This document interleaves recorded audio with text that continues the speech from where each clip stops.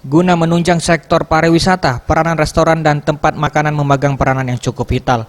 Berbagai menu, mulai dari masakan tradisional sampai masakan ala barat yang harus tersaji dengan cita rasa yang tepat dengan harga yang terjangkau.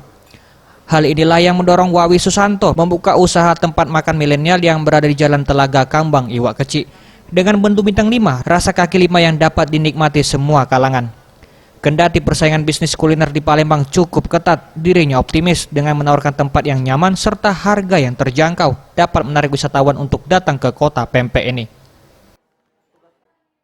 Kalau misalnya kita bicara soal makanan segalanya, Eat Boss menawarkan satu varian yang lebih beda dengan kuliner yang lain.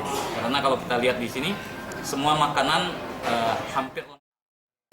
Aufa Safrizal, PLT Kadisbud Par Sumsel mengatakan, menjamurnya tempat makanan di kota Palembang mampu memberikan hiburan tersendiri bagi pecinta kuliner.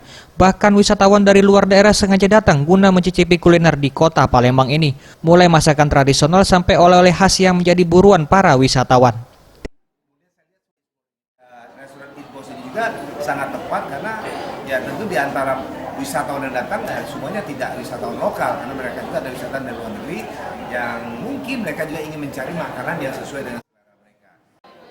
Tim Liputan Sriwijaya TV.